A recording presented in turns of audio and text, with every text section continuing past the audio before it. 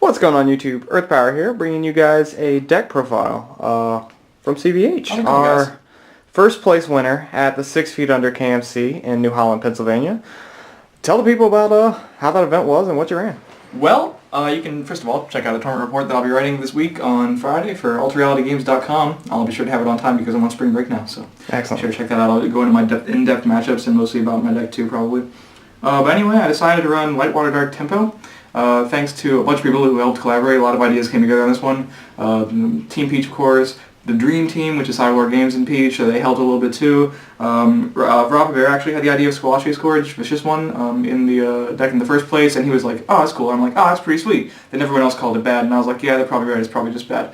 But then Segura told me that Medusa would be good, and we tested that, and it had the ability of killing Hive Queen, and then Spencer was like, hey, why don't we just run Squalache Scourge because it does the same thing. We don't really want to run 9-drops, and it's like across the board. It doesn't 2-for-1 like Medusa does, but it's just like it's so big and absurdly hard to get rid of that you want to play it like without fear in some matchups like the Pile.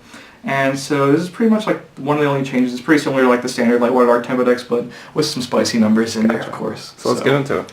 So you got start off. Everything's curved out. So. Yeah, Cyber Scamp and Strider, the obvious 2-drops. Scamp is insane. One cool play that people need to recognize that you can do is not searching out the third one, even if you have it. Like it makes them think it's in shield, just something like. I searched for a random spell, and then I broke into a memory, and he was going up to 6 mana, so I'm like, oh, he's probably going to get Tendril Grasp, and I don't want to lose the game, so and I had Laws out too, so it was like just a bad situation, but I searched my deck, and I was like, oh, okay, and I just counted my blast and handed it to him, didn't get a third Scamp out, and the next turn he Toxic Fogged me, so I just searched for Scamp, got a third one out, and then drew a card off Laws, and it was nuts. And Strider is just insane against the aggro matchups. I think this deck doesn't have as like quite as bad as an aggro matchup as some of the other tempo decks, because I run like a lot of blockers. Like the Glooms too, but Lost Patrol is insane. Like, I was talking to Ricky Gross too, who was giving me some advice. He's like, like Targusher, you could just run the Prime Engine. I was like, Lost Patrol is just insane. Like, it's just that it gets over this without you doing other things. It gets over all the low drops and, like, just so many aggressive things. You can just be fearless, pretty much, and you can play this against Herald, which is fine. Not that I played against many dragons, of course, but I played 3 Gloom Hollow for the Vicious Squalache Scourges, and because it's generally a good card, it can block Swordhorn, which is important. It was randomly clutch against, like, Axon. Emperor Axon was apparently a card that I had to play against, so it was good Shout-outs against to Matt those. Robinson, that profile on your channel. Yeah, for sure. And those cards are just, they can be pretty real against this deck if you're unprepared for them. And I played against a lot. I played the first 4 rounds are all against aggro and tempo. So I was like, okay, Gloom Hall's just going to get in there. Like, I won games because I just had 2 Glooms. I was like, I dump my Glooms. If they block and live for a turn, then I'm alive, and then I can attack for game with them. So the versatility was really useful. And they evolve, obviously, which is clutch. Decided the 2-1 logo split with Mesmerize and Logos. People say like you don't need both in tempo if you don't run the 9-drops, or you don't need Logo specifically. I had 3 Mesmerize in there, but we were like, we need to cut something for the 3rd Gloom for the bait, so we just did that. And Mesmerize is something like, if you like run the Vicious Squalache, this is an answer to Hive Queen primarily, so like if you just summon Vicious whenever, like even if you summon before Hive Queen comes out, that pretty much answers the Hive Queen, like they have to get rid of it or they're going to lose before you do. So Mesmerize, you don't need 3 for the answer for that, and against dragons, Logo Scan is a very good card as well. You're just getting ahead in options. So I do like both these cards. I just think Split's really good. And Logos, like I played it a lot. Like whenever I'm not going super aggro, it's a really good card. Like sometimes I go Scamp, one of these guys, and then I just do that, but other times Logos is insane. And late game too, when you're digging for like the big finishers on here. It's very important. So 4-drops. Laws, don't need to talk about that. Piercing, don't need to talk about that. It's like the best spell in the game. 2 Rusalka, had 1 in the Cyberlord Games deck, but we wanted to take out 1 Bone Blades for Rusalka, so we did that. It's very good. Like, I was thinking that maybe we should have ran 3 Bone Blades if we had known Iron was going to be a thing, but Rusalka was just so clutch to getting, like, it puts other players so far behind. If they hadn't have, like, the best opening, then you could just stall forever. So I think it was probably correct in hindsight. And this card just triggers a bunch of guys that you don't want to trigger against you. And Screeching, maybe it could have been 3 of as well if we had known the meta beforehand, because it's just insane against all the 2-drops that a lot of decks run, but 2 is probably fine, and it's, again, great bait. I love that card so much. Yeah, our top 8 at the event was a lot of tempo. It was like 1 Pile, 1 Dragons, and the rest of it was aggro and tempo, which is pretty nuts. 2 Vicious Squalache Scourge, definitely. Yeah, for sure the MVP. I won every time I played this card. Like, no one knew what to do. I was against the play against the Pile, sort of losing steam. I had, like, Screeching and, like, one other random card on the board, and I was like, oh, I topped a Vicious. I wonder if this will get me there. And it did. Like every time. Yeah, I broke all the shields, and he liared me finally, and then I was like, he could terrapin me next turn. I'll just summon Scamp, and if he terrapins me, he loses, and if he doesn't, he loses. So he just lost. He was like, draw, scoop.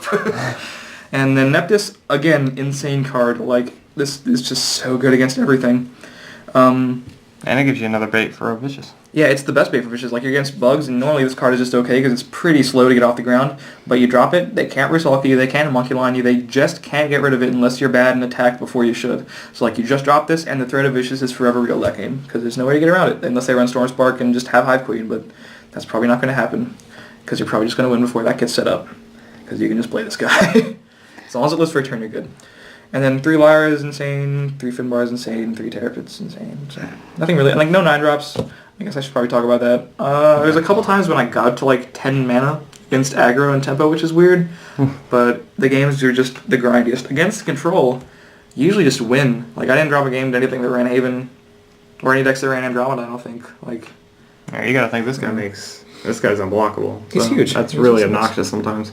Yeah, like most of the time, like, oh, you have 2 Cyber Sprites, I'm just going to kill your guys anyway. And then you can't retaliate because it's very few answers. So it's nice that I think this is probably like, yeah, it's definitely the best deck I've ever run into KMC. It's so comfortable. It's 40 cards, you see your cards when you need them. It's better than all the pile decks I ran, other stuff like that. But no 9-drops because I like Squillace Scourge a lot. Because it's like a win button when you need it, when you're like grinding it out. You were running 2 originally, that was the original concept behind all this. Had taken out the 9-drops, had taken out the Andros, because I just felt like, you know, stabilization is cool, but the space is so tight, because I feel like Neptus is such a great card.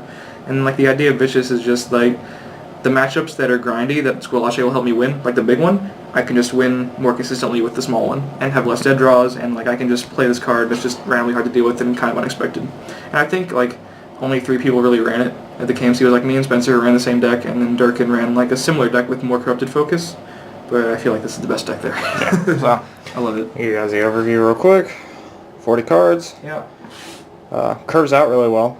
I mean, without the 9-drops, you don't really have to worry about getting to any sort of late game. You just kind of do your thing like regular tempos. And it's very versatile. You can play the defensive role very easily, like I had to do for 4 rounds straight, which was obnoxious. And then against like the Hein and Robinson, when they ran like the light water, like you just have to be defensive. You just can't just go in because they're faster than you.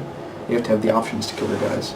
Indeed. So, check this deck out. I've got 2 features coming up. CVH's top 4 and final match versus top 4 versus Matt Robinson, and his final match versus Tyler Hein. And then of Team Butts to Nuts. Team Butts to Nuts. And shout outs to DF2. So, awesome stuff. Thank you for the profile. You're welcome. I guess now, like looking forward in a week, the meta changes. Things like, do you think this will stick around? Yeah, I think people are gonna play it, especially people who don't necessarily have options in like the new set. Like, it's just a good deck. Like, it's not getting rotated out yet, so I feel like the new Rusalka could probably replace. This card is just better than the new Rusalka. Just so you all know, like it sets them so far behind and gets rid of Firebirds right now. That's very crucial. But I do think they both have a place in tempo decks. And I do think it'll stick around for the rest of the KMC season at least, and probably after the rotations as well. Don't know exactly how, but this is a card you all need to prepare for. This is a very real, gigantic threat. Yes. Yeah. So I don't know how it's going to function after rotations because the bait's sort of leaving, but there's other bait out there too. Alright, excellent stuff. So, leave a like, check out the Social Links below, the Facebook, Twitter, all that fun stuff. And check out CVH's channel. He's got a couple deck profiles, Matt Robinson's Light Water, as well as my top 8 deck, Bugs. Surprise. And yeah, we're getting ready for the new set. It'll come out next week, and I'm sure we'll stream and do a whole bunch of fun stuff for that. So stay on the lookout for all of that. All of it. Matches, deck profiles, articles, whatever. Yes. And hopefully, guys, we'll see you next time. Peach. Peach.